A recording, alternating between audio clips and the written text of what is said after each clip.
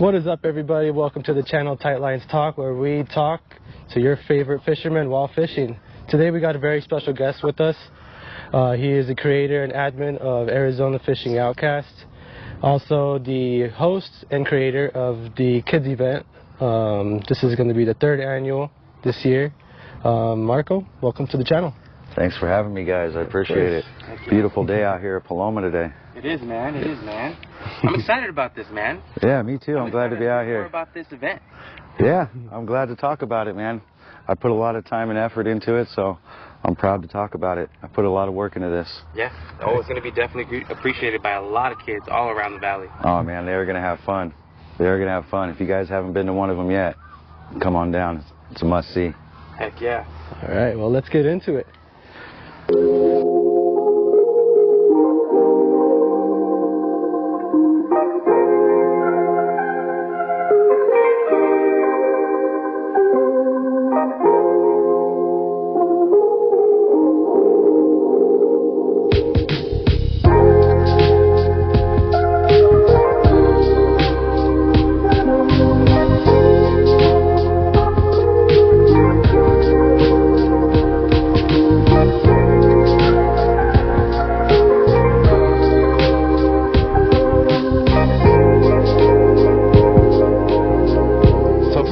Tell us a little bit about yourself.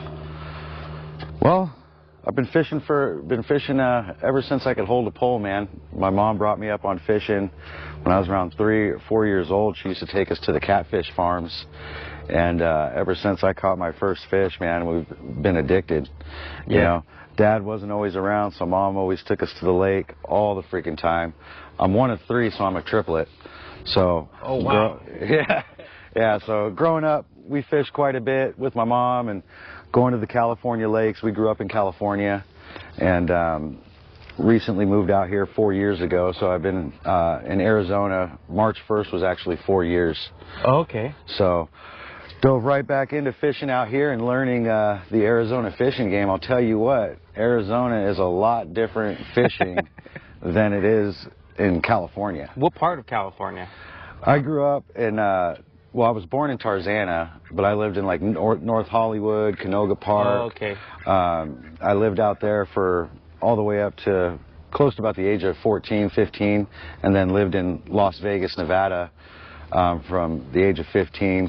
98, moved out there, and then I left Nevada around 2008, so I have a lot of experience fishing for catfish and striper out of Lake Mead. That's kind of what I grew up on, is catfish and striper. That's mainly what I fish for.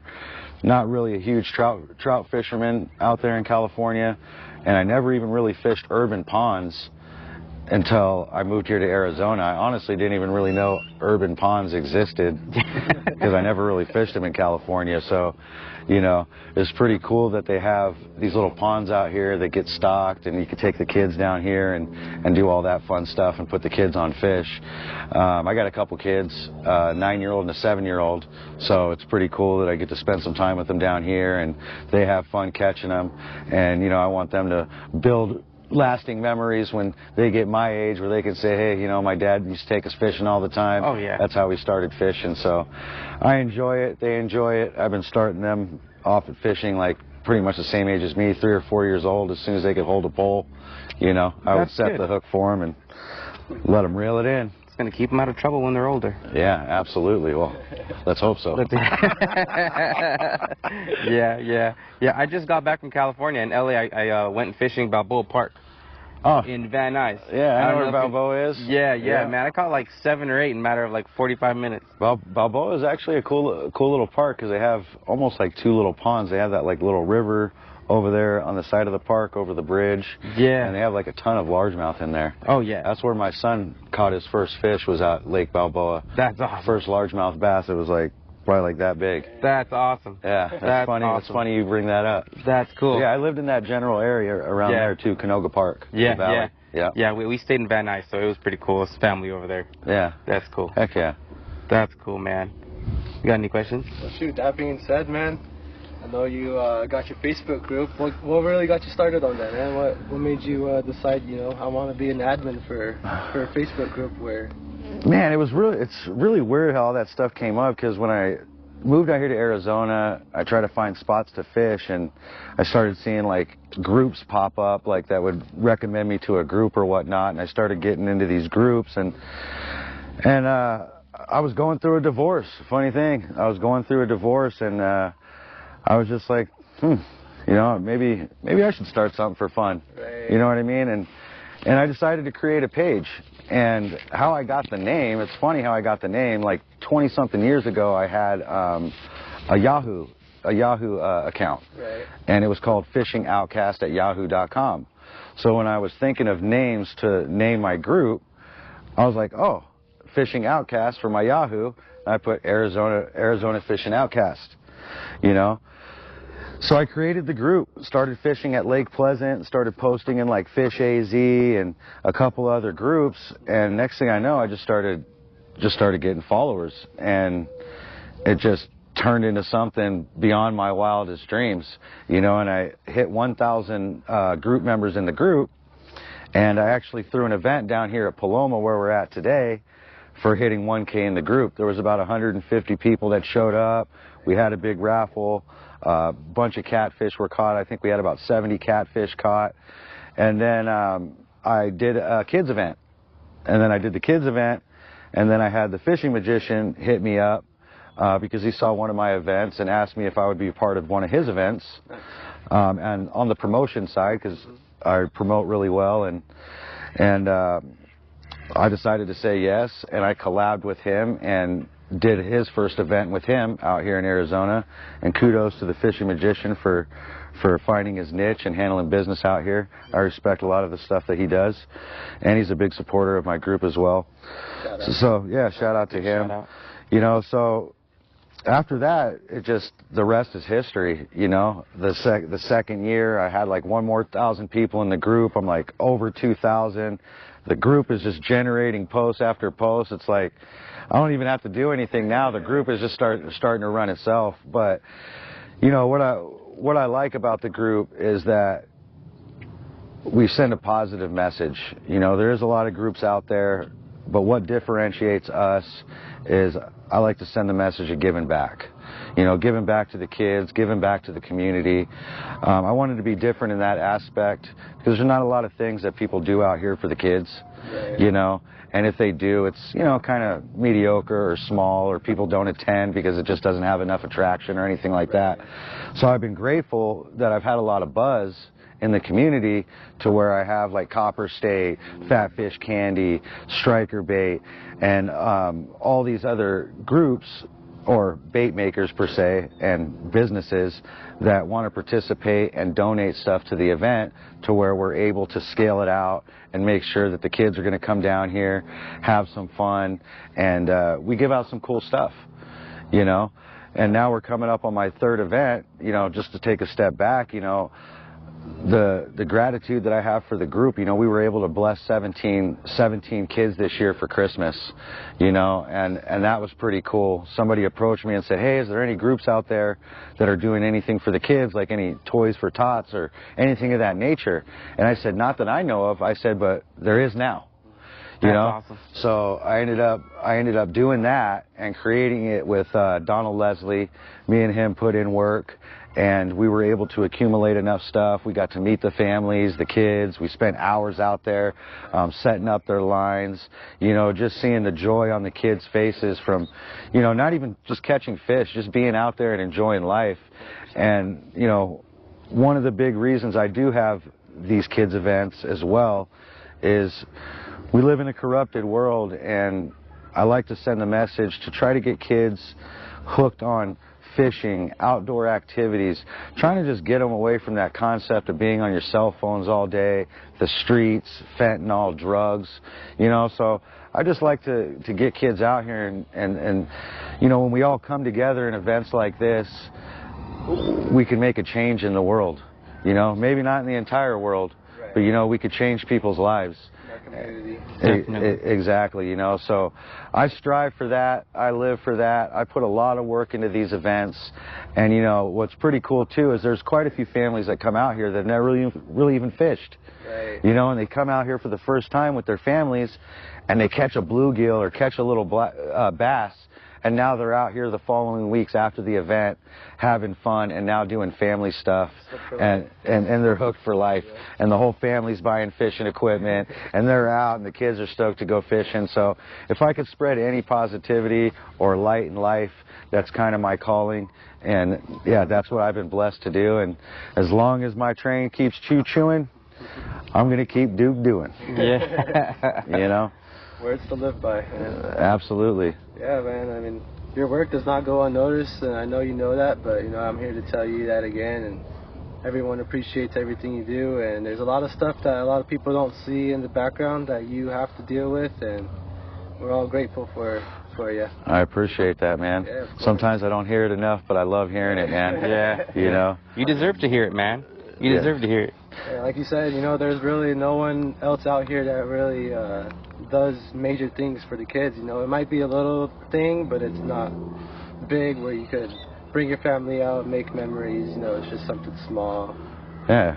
You know, so. Absolutely. And I had never thought in my wildest dreams that I would have gotten this far. I've only had my group for 3 years, you know, and I'm about to hit, I just think I just hit 4.8 thousand people in the group. And it's just wild that I get advertised on Arizona Fish and Game, the support and all the people that come together and like, hey, I got this, I got that.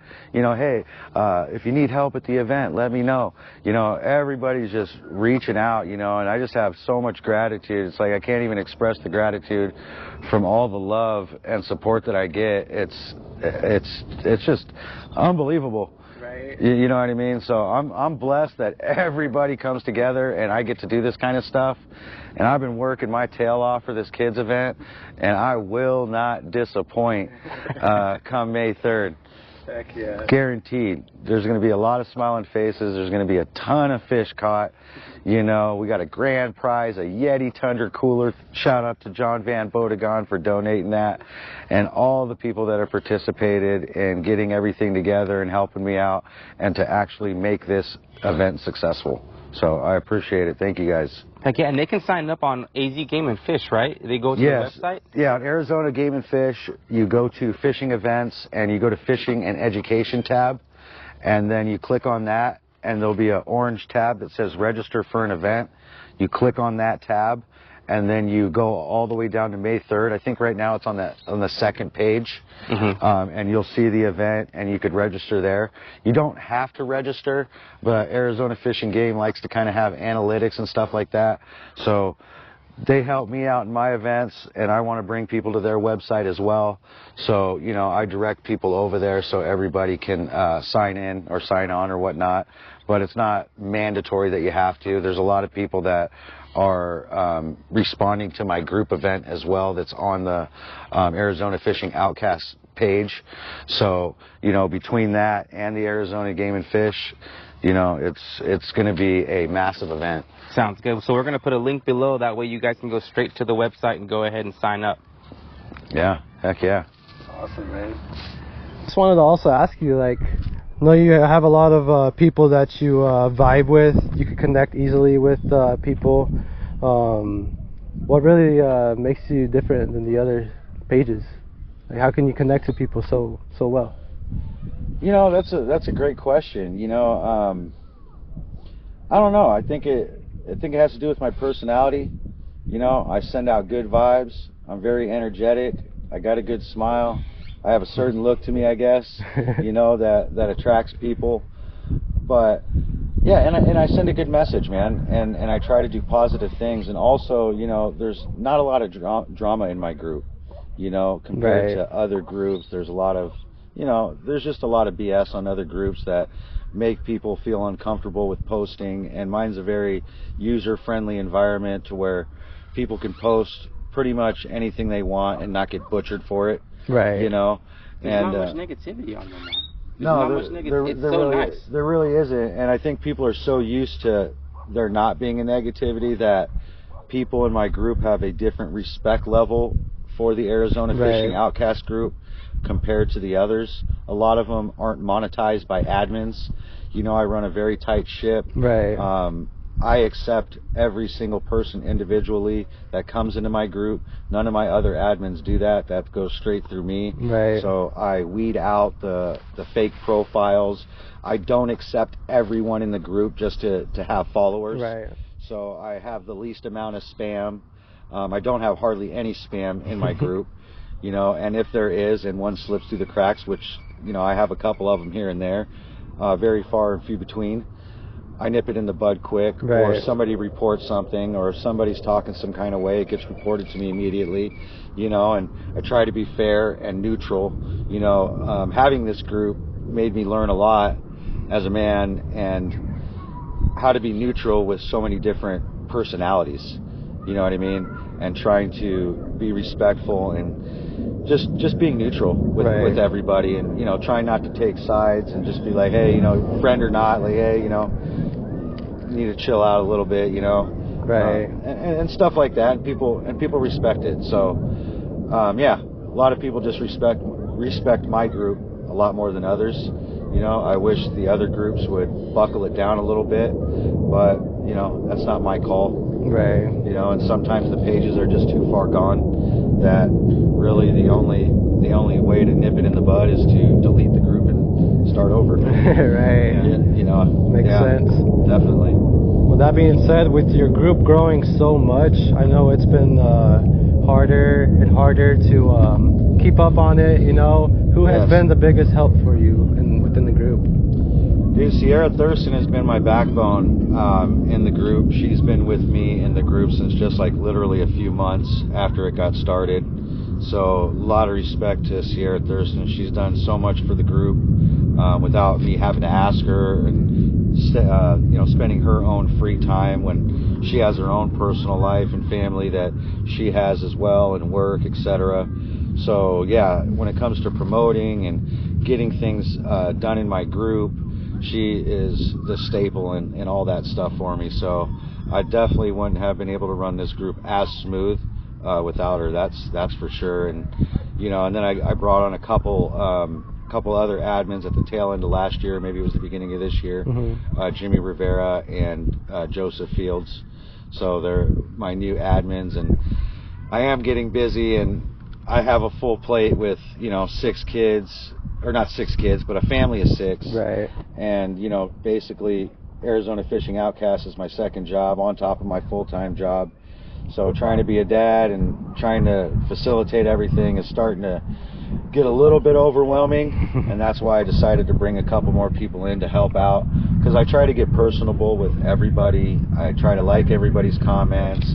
I get a lot of messages daily, so I try to respond to everybody. Maybe sometimes it's to a fault, you know, but I try to give everybody the same respect level. And also too, if you guys come down to the kids event, you will see I will be shaking hands with every single person here at the event. I make my way around the lake and try to spend a minute or two, some more, all depends, and just try to be personable with everybody and take pictures with everybody and stuff like that. So, you know, I know a lot of people come to the event, but there's also people who come to the event to meet me and want to meet the person who did it. So I really try to take the time to introduce myself and stuff of that nature. Yeah, it's just the way I like to run things, you know, and people respect it more, because at the end of the day, I'm for the people, 100%, and that's all I'm about. Right. Yeah. And that's what, when I joined the group, and I got to learn a little bit about you, you know, within your post, and I see you interact with everybody. It just made me feel like the group was more than a group. It was kind of like a family, a community, where, you know, you could talk to anyone, you could ask them questions. You see someone at the park that you recognize from the group, and you could go up there and shake their hand, say what's up, and, you know, it's just a different level of connecting. Being bashed sometimes. Some people bash you in those other groups, and in your group everything is so smooth. Yeah, for the most part. I mean, we do have ups and downs, but, you know, we're all adults and ain't gonna run perfect, you know. But yeah, for the most part, we're good, you know, and I'm proud of the group for respecting me. Right. And respecting others, because our group is more family orientated. You know, what I found too, like I tapped into a certain niche in Arizona to where there is a ton of people that are in my group that aren't in other fishing groups, that are families and stuff like that. you know, and there's a lot of us that joke around, but we all have a lot of good, clean fun on there. And usually anytime that anybody asks any questions, obviously fishing related and things of that nature, there's always people out there willing to help. You know, we got people in Chandler, all around Arizona, so anybody who has a question in the Arizona area, there is somebody in the group that has information in that area and insight. And you know, it's just, I try to make it the safest environment and the most comfortable environment for everyone. Well, 100%. And you guys, shout out to your Sierra and the admin as well for doing such a good job on that. I mean, it's hard. Yeah, yeah, it's not as easy. It's not as easy as it looks. Right. And if it was, everybody else would do it. 100%. You know what I mean? So it's a challenge. You know, I'm always on my phone. I work, I'm on my phone, and then after I work, I'm on my phone. So it's hard for me to get off my phone. Every single day I'm on my phone, liking posts, creating content, posting stuff to the group, responding to messages, you know, and stuff like that. So it's just nonstop, but I wouldn't have it any other way. You know, I know eventually it's going to get to a point to where I may not be able to be as personal, and that's just because of the growth of it. Right. But, you know, I'll try to do the best I can, and that's all I could expect out of myself, is to do the best I can. And, you know, hey, if I fall short, I fall short. And if I don't, I don't. Right. You know? Totally understandable. And then with so much that you have accomplished with the group, what's something that you would love to accomplish? You know, that's a great question, and it's tough to say because, you know, like I said, when I started this group, I didn't know that an event or anything was a possibility. You know, so I think as I grow the group and get into things, I want to also do a little bit more personal events. You know, maybe something for veterans, autism, breast cancer. You know, things that have a cause that people are affected by on a daily basis and that can relate to. So I do want to expand. I'm going to be looking into turning Arizona Fishing Outkast into a 501c3 nonprofit organization. Nice. So that's actually where I foresee myself, is doing a nonprofit organization. That's awesome. And doing other things that I can do as a group to do positive things in other areas in life. So, you know, I'd like to do, like I said, the veterans. I'm a huge supporter of breast cancer. I supported it many years ago. I know a lot of people that have suffered from it, who passed away from it. Same with the military, you know, on those terms. And autism touches my heart, as well as I know quite a few kids and parents that have children with autism. So I would like to do a special event for those certain causes, you know, as long as time permits me. So, you know, maybe I am going to do another event this year. I'd like to maybe possibly do 2 events a year, the kids event being the staple, and then venturing off into something else. And then also the Anglers with Hearts around the Christmas time that we just did. Shout out to Sierra for creating that name. And that's, you know, we're going to do that toy drive again and bless more families this year for Christmas as well. Nice. So I guess I'm probably around 3 events this year. You know, so maybe if I can and time permits me, I'd like to maybe do an event every quarter. Oh, okay. You know, if I can. So was last year your first year doing the toy drive? Yes. Yep. It was the first year, and it was. What was the outcome like? It was a good outcome. You know, it was a little rough because I didn't know exactly how I was going to plan it or organize it. I said yes in something that I knew absolutely nothing about. So it was kind of difficult in a sense to get families. I wanted to pick 5 families, but we ended up getting 3 families. But with the 3 families, it came out to being 17 kids. Oh, dang. So we ended up kind of capping it off at that point. We're like, okay, I'm happy with 17 kids. Right. So we were able to get like way more than 17 fishing poles. We got 17 tackle boxes. We had more gear than they would even take. I remember asking them, hey, are you guys sure this is all you want? you know, and I took a bunch of stuff home and rolling it over into this kids event. You know, I don't keep anything that's donated, anything that's left over, I house it and we roll it over into the next event. But I'll tell you what, all the stuff that I have is going to be given out at this event. I'm not bringing anything home except the tables that I came with. I'm not housing any more stuff if I don't have to. That's awesome. So is there going to be any prizes at the event, or how's that going to work? Speak to us about that a little. Yeah, so basically we are going to have thousands and thousands of dollars worth of stuff. We have about 70 Bass Pro gift cards. We're probably going to have close to about 40 fishing rods. A Yeti Tundra cooler, 65 gallon, is going to be the grand prize. Shout out to Mad Cats, Mad Night, and the Mad Cats team for participating in this 3 years in a row by donating a Mad Cats catfish rod for Biggest Fish. Nice. So we will have Biggest Fish contest. The last 2 years have been girls that won. Yep. Guys, step it up this year. you know, but yeah, so that's pretty cool that they're donating a rod. I already have the rod at my house, haven't posted it yet, so we'll post that. Yeah, and we have lots of other stuff that's going to be given away. We're going to have striker bait down here, Wicked Custom Lures is going to come down here, Fat Fish Candy is going to be down here. They're all going to be going around passing some stuff out. Striker bait always brings a bunch of stuff to donate, so they're going to have some cool stuff as well. Yeah, and everybody's going to collab, and it's going to be crazy. Last year we did a little over 300 people here, and by 3 p.m. the whole lake was filled. So I expect the same results, if not more, this year. By far we will exceed the capacity that we did last year for sure. But I have no doubt you probably would. You will. yeah, it does work out cool because not everybody stays for the whole event. There's people that come and there's people that go, so there's spots that open up and stuff like that. We're going to have a lot of fish put in here. I'm not going to disclose how much fish we're having put in here. I'll disclose that more closer to the event. But there's going to be plenty of fish here for the kids. There's been an average about 40 to 60 catfish caught during the event.